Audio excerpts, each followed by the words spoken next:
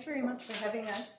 I hope that actually our presentation is a good segue into learning about ways that we can avoid some of these crisis situations that speakers will be talking about later through some advanced care planning discussions with patients. So what is advanced care planning? It's really a process and a discussion with capable people about two things. One, who they trust to make decisions on their own behalf should they become incapable.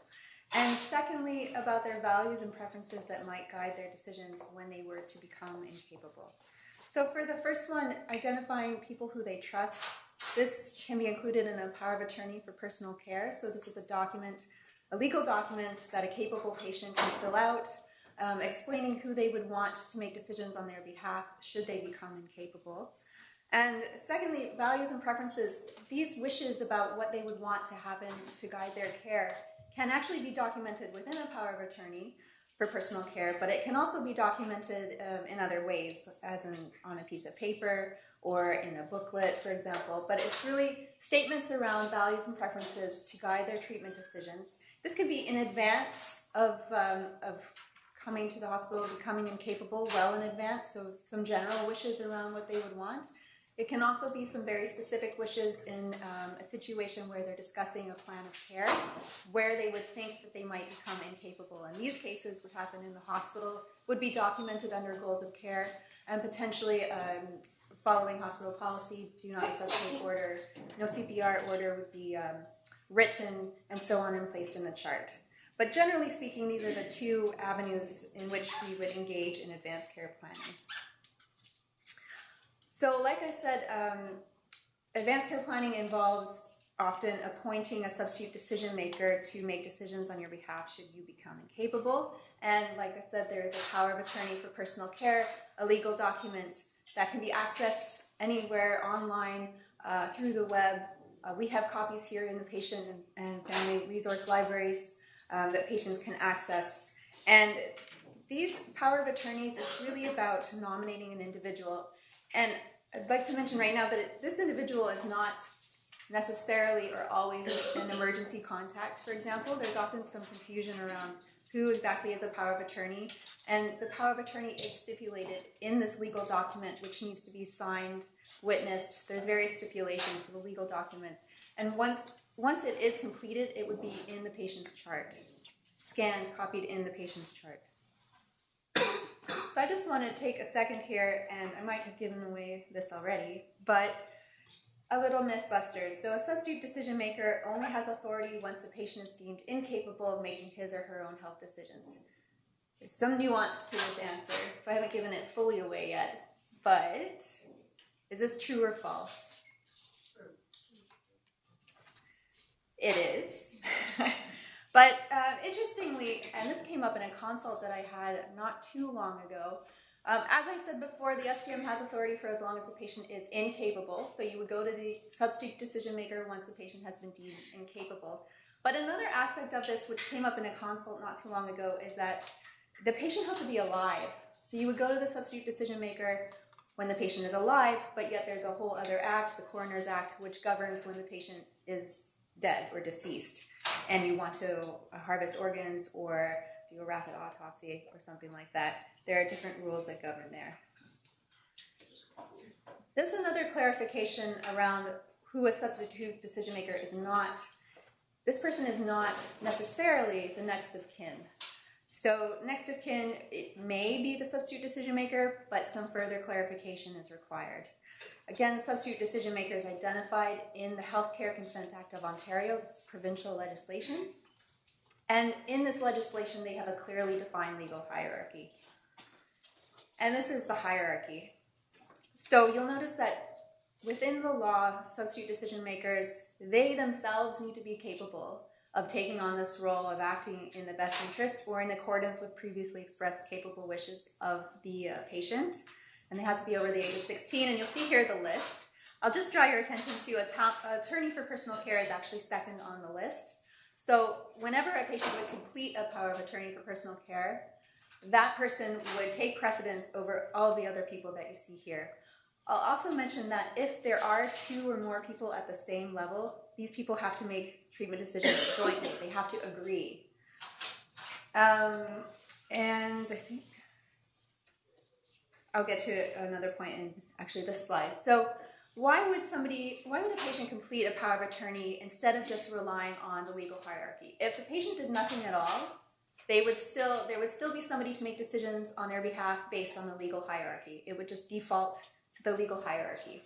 But sometimes patients might want to nominate a particular individual to be their substitute decision maker, and this might happen, in the legal hierarchy if their spouse is above their son or their daughter, but they would actually prefer their son or daughter to make the decision.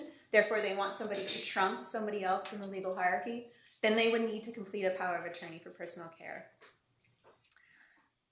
Another example, if you want somebody to make decisions for you because you're just worried about another person feeling too stressed by the role, or you just think they'd be more appropriate for you, that might be another indication too. But it's really important to get clear on who exactly is the power of attorney, if there is one, because you wouldn't want to be in a situation where it's a crisis.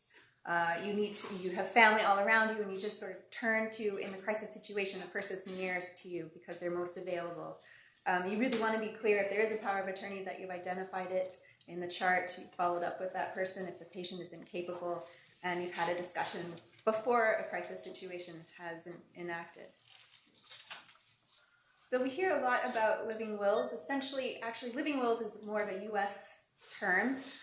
In Canada, a living will, generally, a living will is a broad term, but when it's used to stipulate patient wishes, that is the same thing as an advance directive. And in Canada, advance directives are legal documents, and again, they pre-specify any treatments or wishes that a patient might have in writing. And the idea here is that it really can guide the substitute decision maker in making decisions in line with what the patient would want, because it clarifies the preferences of the patient and what they value and what they would hope for their care in order to give some guidance to the substitute decision maker. Just do one more Mythbusters. So true or false, we will diminish patients' hope if we offer them the opportunity for advanced care planning and convey a message that the healthcare team has given up on them. False? You're right. So actually there's a lot of literature showing that patients in fact do feel more empowered and more hopeful when they're able to engage in advanced care planning. If healthcare providers tell and show the person the team's not giving up on their care, that person should feel more supported. So it's really about helping the patient come to terms with more realistic, perhaps, assumptions about hope, recognizing that the context for hope may change over time, and different things can be hoped for in the trajectory of illness. So I'll just turn it over to my colleague, Suzanne. Thanks, Jen. So, just to carry on, why is advanced care planning so important? I mean, this first and foremost, it is an accreditation standard, and we all live for Accreditation Week. So it is part of our responsibility. It is also part of the UHN strategic priority, patients as partners in care. And as Jennifer mentioned, there are many studies looking at these issues. And in fact, it really shows that patients are certainly more empowered when they have the opportunity to engage in advanced care planning. And in my role, one of the things that I try to do on a regular basis is to engage in this very early on and not as things are getting into crisis mode. So back in 2014, the Canadian Hospice Palliative Care Association did a survey showing that 86% of Canadians had not even heard of advanced care planning, which is quite remarkable. And of those that did make a plan, only 30% of those patients actually had anything recorded in their medical files. So we're so far not doing as good a job as we can. So again, speaking to why is this so important, there was an audit done here looking at incident reports between 2010 and 2012 at UHN, and sadly there were 7 times where a patient and or family had indicated they did not want CPR in the case of cardiopulmonary arrest, and it was not documented anywhere in CPR, in EPR.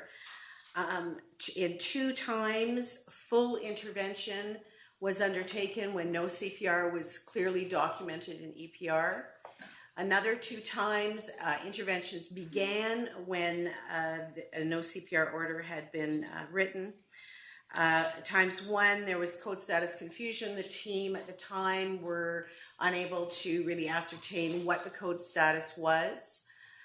There was 1 incident where the no CPR status was not included in verbal report. And then there was 3 miscellaneous incidents that were found. Advance directive for the wrong patient, failure to turn off an AICD, incorrect status, etc. And we know that, we can sort of conclude that even though we found 16, there were probably more incidents.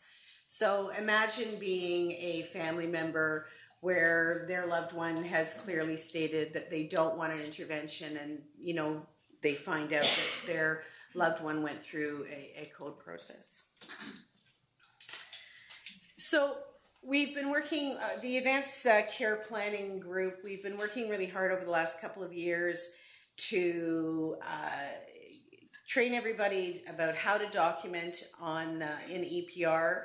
And this is only for advanced care planning. Unfortunately, we still do not have a tab, as you may, in EPR for code status. We're certainly working on that. I understand that's been going on for many, many years. So we want this discussion to become as normal as talking about allergies and comorbidities, etc.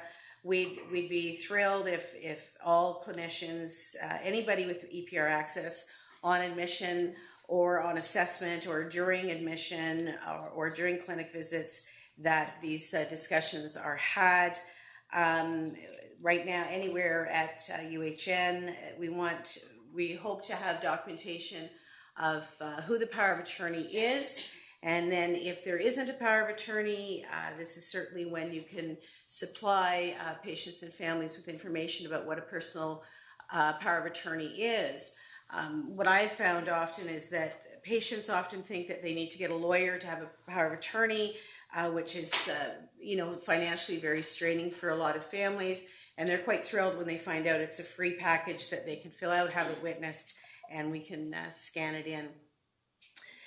We document the name and contact information for their power of attorney in EPR, so if something happens, we know who to call. As Jen mentioned, the emergency contact it can often not be the same as the power of attorney. We also can document whether the patient has an advanced directive, and again, we can offer resources if the patient family doesn't have this information. We certainly don't have time today to show you how to put everything into EPR, but when it is entered, it comes up on the front page of EPR that there is advanced care planning has been discussed, that there is a power of attorney. Very often patients obviously don't have it with them when you first start discussing it. I've never run into an issue where they become upset that we want to just get a copy and scan it in EPR. If you speak with a patient and or family about advanced care planning and they have a power of attorney, but you can't scan it yet because they haven't brought it in, when you scan it, the tab changes to say that it is scanned into EPR. So this conversation obviously is much more effective before a crisis. I was speaking with a family yesterday, and their mom had been admitted across the street during a crisis, and palliative care had tried a number of times to have this discussion. They weren't having it. It was too stressful. She was very sick. It was just too much for them. And I was able to address it again yesterday when things were much calmer and we're moving forward. So it really is done it's more effective done early than late. What I have found, and as our colleagues go on with the remainder of our discussion this morning, is what I find is that having the advanced care planning discussion often leads very naturally into a code discussion. it just sort of opens the door, and patients and families often say, okay, well, then what happens? And it just sort of, it gels very well.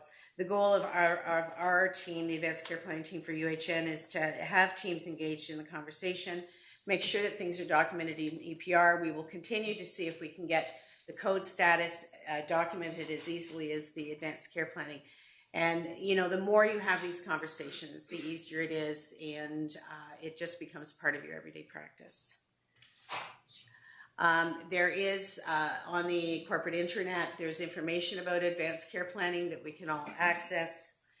And there's also e-learning modules that, if you so wish, you can do some practicing on how to have these discussions, etc. So we will go on to the rest of the morning. Thank you.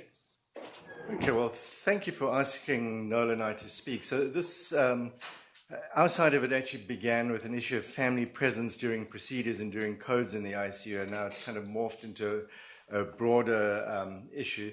And I will discuss a little bit about the family side and advanced care planning, but it's mainly about family presence during procedures. And when talking about procedures, this is during codes as well in the ICU as other procedures, line insertion, intubation, and chest tubes. And there seemed to be some concern on this side of the bridge from Mount Sinai about having the family present when we're doing procedures. So what are families' expectations when things go bad? And I thought I'd have an older audience, so I chose an older one. For those of you who don't recognize it, no, there's no one in the audience who wouldn't recognize that. So this is where families learn about codes. And there was a study in the New England Journal in 1996 where some lucky researchers sat and watched multiple episodes of Chicago Hope, ER, Rescue 911, and came up with an immediate survival of 77% and a survival to discharge of 37%, and one patient with a mild disability, a bit of a speech impediment after a code. Now, the reality, when you look at large databases, a US registry, reality is out-of-hospital cardiac arrest, 8.5% survival to discharge. Canada, 11.8%. In hospital, it's about 17%, but very skewed. If you have a pure cardiac problem, so a myocardial infarct with VFib, you're going to do well at 35%. If it's something non-cardiac, it's about a 10% survival. The cancer literature, a little bit more difficult, but there are some numbers. So overall cancer, about 11 to 16%.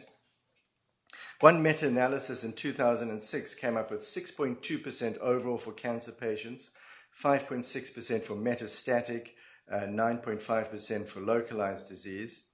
And bone marrow transplants, this one study of an NIS database in the US, a large, so 6 years, large study, 70% were autologous transplants, CPR in only 0.3% of patients, a very selected group, so not many of the patients actually needed CPR, and with those the survival was 22%. So I guess the message here is that if you are selecting the appropriate patients and not providing CPR to everyone, you can have some kind of reasonable outcome, but very different to what you see on TV.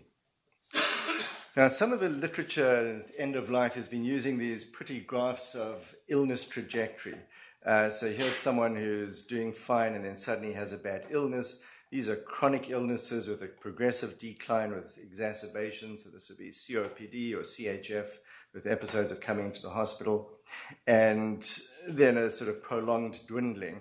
And as we were talking about advanced care planning, so when you're doing the advanced care planning here, it's very different to when you're doing the advanced care planning here. I don't know if you can call this advanced, but you've got a much better idea of what's going on here. And that's why I find the whole concept of advanced care planning difficult, because I want to know what the disease is. I want to know what the prognosis is. So if I have an easy to treat, I don't know if I presume there are, Hodgkin's lymphoma seen by Dr. Crump, I would tolerate a week in the ICU if it came to that. Whereas, Karen Yee, if I've got a bad leukemia with bad cytogenetics, I don't want a blood transfusion. And you can write that down, Karen. So it's very different. Now, this is what happens to our patients. So they come to the ICU and they suddenly have this very bad trajectory, or your patients with a leukemia. Now, if you take a well patient, if I were to suddenly drop with a cardiac arrest now, my team would come across, they'd resuscitate me. They wouldn't get me back to where I was before. They'd get me back to a lower level with a deeper trajectory, but I could probably practice orthopedics. I didn't say that. Okay. But, you know, I have to tell you that the orthopedic surgeons at Mount Sinai are all molecular biologists. They publish in Science and Nature, so I can't really make fun of them. But if you're down here, if you're the ICU patient and you have a cardiac arrest, when we resuscitate, we're getting you back to a point where you're about to have a cardiac arrest. Okay, we're not getting you back to any meaningful life. We're getting you back to a pre-arrest situation. So I don't believe that the whole decision-making has any role in the outcome. You know, whether you actually run a code or don't run a code, the outcome you can see is heading towards death. So it has very little impact, I believe. So in terms of family presence, since 2005, we've had a family representative on our adult critical care business unit team. And I actually looked back at my notes, and in 2006 we had a retreat where we actually discussed family presence, and we had the family member, and we made a decision that we would encourage family presence or not discourage it at least. And this has become the routine at Sinai since that time. So our current visitor policy, visiting hours are open. Visitors can come at any time, which really surprises people from the US because they have very strict visiting hours. We do limit it to 2 at a time just because of space, unless it's really end of life, and then we allow a whole crowd into the room. Families are allowed to stand by in rounds and listen in. We don't encourage them to get involved because that prolongs things, but they can certainly listen in, and we ask questions afterwards. And for procedures, we don't kick patients out, families out. If they want to stay, we let them stay. And for CPR, we actually do encourage them to come and get involved. So when we have a procedure, we'll tell them we're doing the procedure. Some of them will voluntarily get up and leave. Others will ask where they can stand or move to the side. We like to have some kind of family facilitator there, so usually the chaplain or the charge nurse, and Nola will talk about that. And for cardiac arrest, we actually do ask the family whether they would like to come in and witness what's going on. So I thought I'd just give some of my personal experience. In general, I think it shortens the code. Families will see what's going on and they will accept, like, you're actually doing everything, and at some point they will say, I think that's enough. I have had one episode where the family said, don't stop every time we try to call the code, and that took a little bit of talking by the chaplain at the bedside. So far I've done intubation, central line insertion, bronchoscopy, chest tube insertion. Yesterday I actually did a end of life, a brain death determination where the family decided to stay in the room. And it's all gone very smoothly. I've supervised residents, and the families have come afterwards and said, yeah, that was really interesting to see how controlled it is supervising the residents. I've had failure of a laryngoscope and failure of a defibrillator, which was a little bit traumatic for me, but the family seemed okay. They seemed happy that we had a process. I have had one episode where a family asked surgeons when they come to do a bedside tracheostomy whether they could stand by and watch the tracheostomy, and the surgeons were absolutely horrified at the thought and kicked them out. So the surgeons haven't quite got on board with that yet. And one of our research people did a survey 2011 to 2013, 97 family members involving 72 patients, where they'd witnessed the following procedures. Now, the numbers were much actually less than we expected. 90% of patients underwent procedures. Only 30% of family members were present for at least one procedure. They all felt they had adequate explanations. A third of them reported being somewhat disturbed by the procedure. 27% of those who had not witnessed the procedure said they would have wanted to, so not the majority by any means. And only a small percentage were actually offered to witness the procedure. But many of them said that they felt it reduced patient anxiety to have someone at the bedside and reduced their own anxiety. And a lot of the literature actually originates, and this whole thing originates in pediatric ICUs, where it makes a lot more sense to have the parent, holding the patient's hand while they're undergoing a procedure, and that's moved on to the adult side. Now, there are a whole variety of guidelines that really support family presence. American Association of Critical Care Nurses, I believe, Canadian Association of Critical Care Nursing, even the Canadian Patient Safety Institute feel that this is a patient safety issue. And certainly there's less joking around and more attention to detail when the family are in the room. And the Canadian Critical Care Society put out a long statement. They feel it's an ethically sound practice. Hospitals should develop transparent policies. Experienced chaperones should support family members. Education experience, increased support from healthcare workers. And they went through an ethical approach to it, that there's no harm to the patient or to the family. There's potential benefit to family members, and we'll talk about that. Autonomy, and from the ethics point of view, I was surprised that the autonomy was about the family autonomy, not the patient's autonomy. There was no mention about whether this is what the patient would want. And then justice, that we should be offering it, that it shouldn't be just the loudmouth patients who get to stay in the room and the ones who quiet don't. So we should be offering it routinely. So is family presence generally accepted? So this is a survey published in the New England Journal, where in North America and Australia and New Zealand, about a third of ICUs are in favor of it. Europe, a little bit less. Asia, Central and South America, a lot less. So nowhere near sort of 50% accepted. And you all know James Downer. So James Downer, there was a pro-con debate on family presence in the New England Journal, where James Downer was the con. He does not invite family members in during cardiac arrest. His reasons being that potential interference with the resuscitation procedure, potential adverse psychological effects.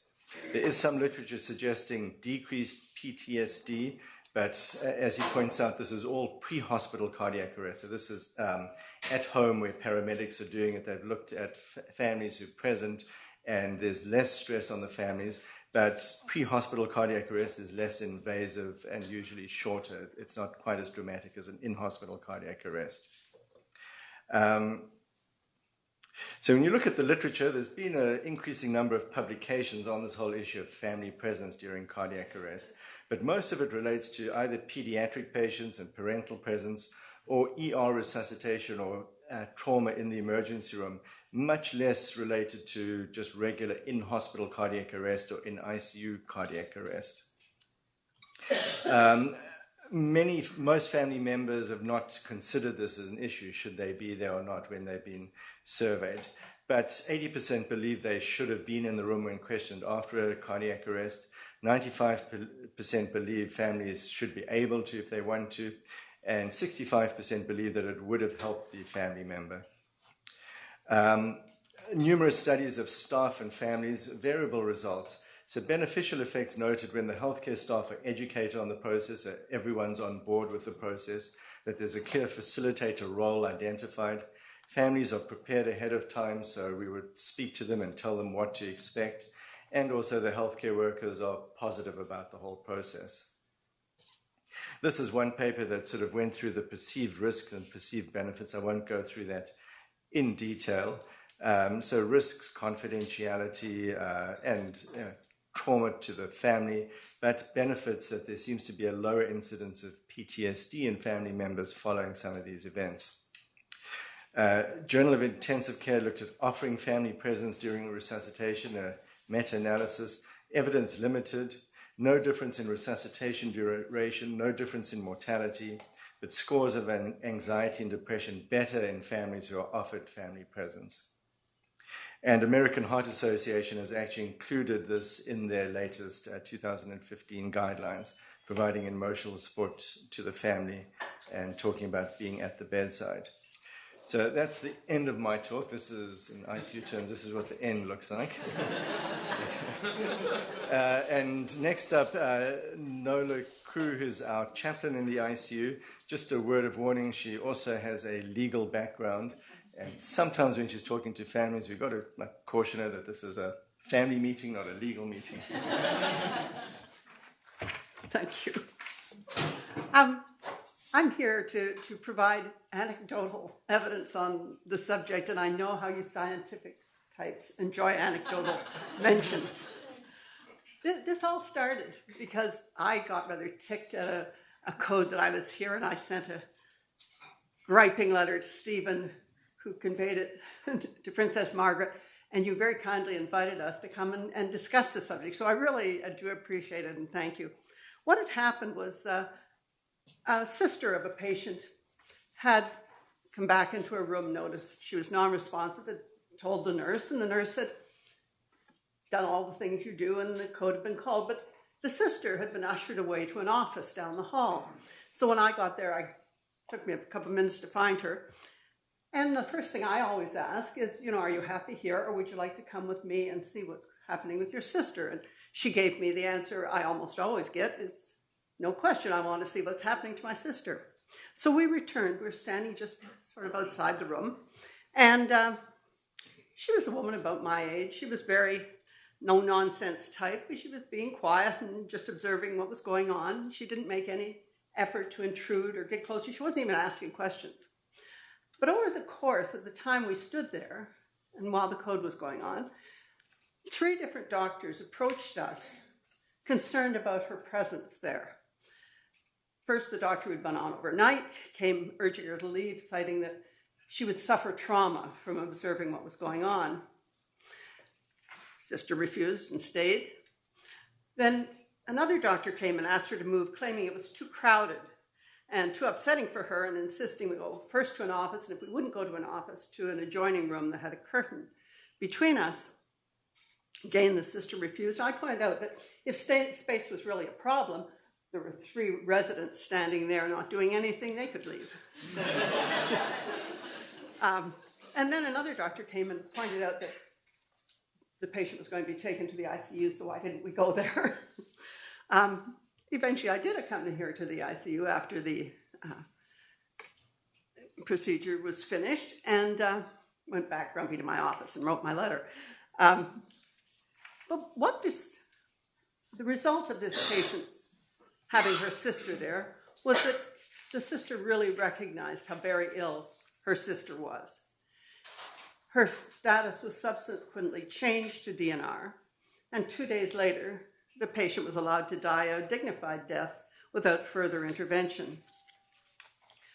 What makes me enthusiastic as a chaplain about this process happened a number of years ago, and it was at Mount Sinai. It wasn't over here. It was a Roman Catholic patient, and obviously as chaplain, I'm very interested in people's religions. Very ill, but the family had this attitude that we can't have the priest come and anoint him because he would die of the shock of having the priest arrive in his room. So it hadn't been done. A code's called. I go to the family. The wife says, no, she doesn't want to watch, but the brother says he would like to. So as soon as he sees what's going on, he says he's going to die. And we go back to the wife. He's going to die. Now can we get the priest? Fortunately, the priest was just across the street at Toronto General. He rushed over, and the staff was so considerate because really, the guy, in my non-professional opinion, was pretty dead. But they kept going like this long enough for the priest to do his anointing and say his prayers, which was terribly important to this family. They would have felt terribly guilty if that hadn't been possible. It would have been nice to know, earlier on. But there are real problems with religion because most charts that I look at do not record the religion, even though our staff at Mount Sinai are supposed to ask when they're registering the patient. They don't. And when I ask the staff, why haven't you? They say, oh, it's too personal. They can ask about everything else under the sun, but they can't ask about their religion. However, that's just a pet peeve of mine because there's things you want to do if a person does die, and out of CPR, people do die on occasion.